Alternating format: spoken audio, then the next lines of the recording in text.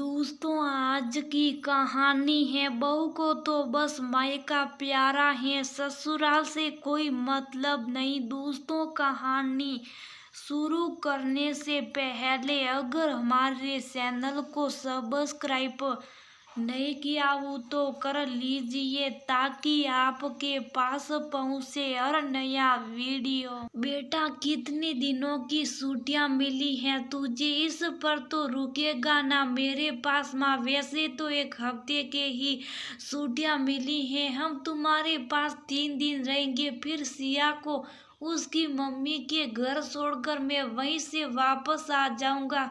सब जगह आने जाने में भी तो समय जाएगा ना। तो क्या बहू इस बार भी हमारे पास नहीं रुकना नहीं चाहती है? कुछ दिन तो अरसना जी की बात अधूरी ही रह गई। माँ, सिया खाना खाने के लिए बुला रही है, मैं कल फोन करता हूँ। अक्सर यही होता था। राघव अरसना जी की बात को पूरा होने से पहले ही फोन काट देता था। आजकल के बच्चे भी ना कुछ ज्यादा ही जल्दी में रहते हैं। पहले आपको बता देती हूँ कि राघव और उसकी माँ अरसना जी किस बारे में बात कर रहे हैं। शुरू से शुरू करते। अरसना जी के 2 बेटे राघव और मानव। 2 साल पहले राघव की शादी हुई। वो बेंगलुरु में नौकरी करता। शादी के कुछ ही दिनों बाद अपनी पत्नी को अपने साथ ले गया। अरसना जी को इसमें कुछ भी गलत नहीं लगा, क्योंकि उनका मानना था कि शादी के बाद का समय सबसे खूबसूरत और नाजुक होता है। ऐसे में पति और पत्नी को ज्यादा से ज्यादा वक्त एक दूसरे को समझने और अपनाने के लिए मिलना चाहिए। कुछ महीनों बाद राघव और सिया दिल्ली वापस आई। मारे खुशी के अरसना जी के पाँव जमीन पर ही नहीं पड़ रहे थे, लेकिन बहुत ही जल्दी ये खुशी कापूर हो गई जब 3 दिन सिया को दिल्ली घुमाने और शॉपिंग कराने के बाद राघव ने डिनर पर कहा, माँ, कल सुबह हम लोग जल्दी निकल जाएंगे। जल्दी मतलब कोई मंदिर जाना है क्या कल? नहीं माँ, सिया के घर मतलब उसके मायके आगरा जा रहे कल सुबह। अरसना जी को मानो झटका ही लगा। लेकिन बेटा, इतनी जल्दी अचानक कैसे? तुमने मुझे कुछ पहले बताया भी नहीं। माँ का दिल बेचैन हो रहा था। अभी तो अपने बच्चे को जी भर के देखा भी नहीं। उसके पास समय भी नहीं हुआ जो उससे कुछ बातचीत कर पाती। बहू को लाड़ भी नहीं लड़ाया।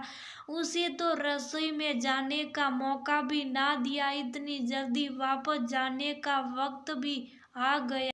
इसमें बताने वाली बात क्या है मम्मा? जैसे हम यहाँ पर आए हैं आपके पास रहने, ऐसे मम्मी पापा के पास रहने जा रहे। ये आवाज थी उनकी प्यारी बहू सिया की, जिसने बिना किसी लाग लपेट के, बिना किसी संकोच के पल भर में अपना फैसला सुना दिया। अब अरसना जी के पास कहने के लिए कुछ भी बाकी नहीं था। इसके बाद जब भी राघव और सिया आए, अरसना जी ने कुछ ना कुछ कहा। वहीं घूमना फिरना और फिर सिया के मायके के लिए निकल जाना। कहते हैं बहू पराई होती है, लेकिन या तो बहू को अपना बनाने की कोशिश में अरसना जी ने मानो अपना बेटा ही खो दिया।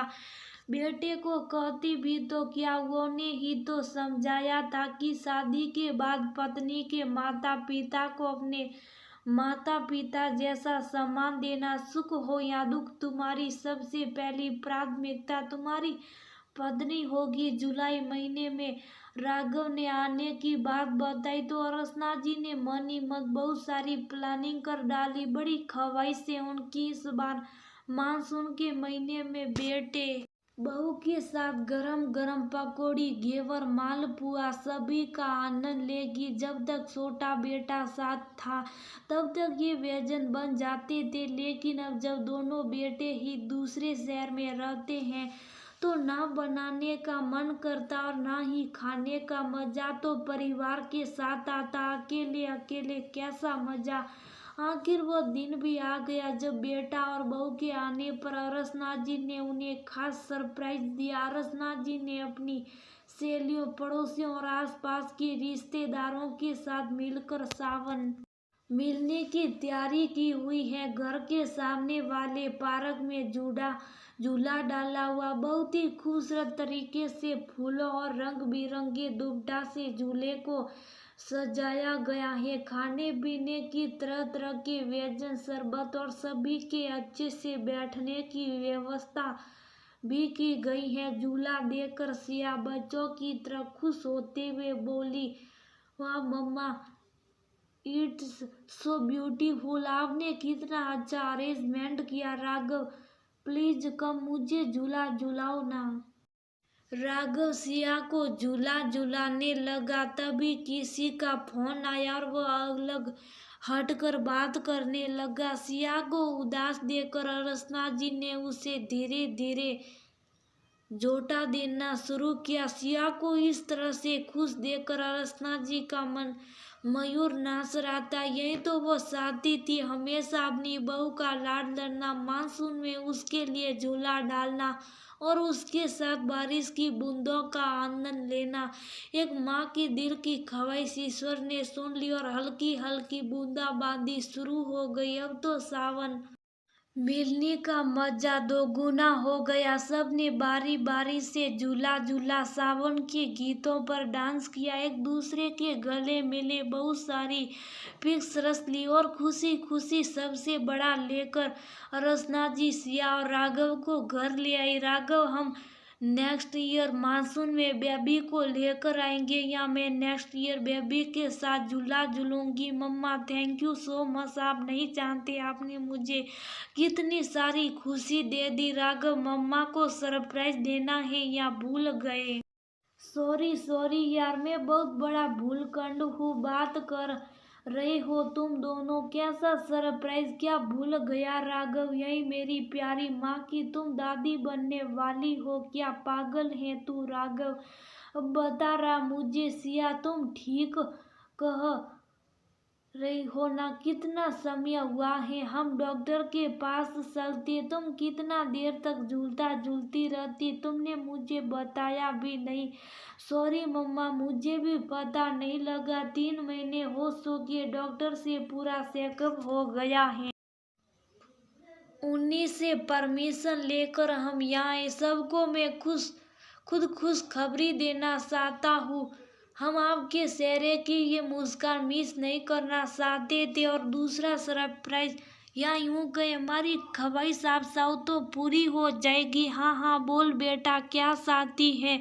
मम्मा पापा के जाने के बाद से आप यहाँ अकेली रह गए। हम चाहते हैं कि आप हमारे साथ रहो। मानव भी अपना ट्रांसफर बेंगलुरु करा रहे। हम सभी एक हैप्पी फैमिली की तरह साथ चाहते हैं कि घर में रहेंगे। प्लीज मम्मा, प्लीज माना मत करना। आपकी पोती भी यही चाहती है, या पोता, जो भी हो। सिया ने पोता कुछ इस तरह से कहा कि इतने गंभीर और भावुक पल में सभी को हंसी आ गई। रसना जी ने कुछ बनावटी गुस्से से राघव की तरफ देखा। माँ, वो सब इसी का प्लान था। इसी ने मुझको कहा था आपको सरप्राइज नहीं बताना है, इसलिए मैंने भी आपकी बात सुने बिना ही फोन काट दिया और ये भी कह दिया कि मैं सिया को उसके मायके छोड़कर चला जाऊंगा। मुझे मालूम था उस के बाद आप कोई ज्यादा पूछताछ नहीं करोगी, वरना मेरे मुंह से सब सच सच निकल जाता। हम बहुत दिनों से ये सारी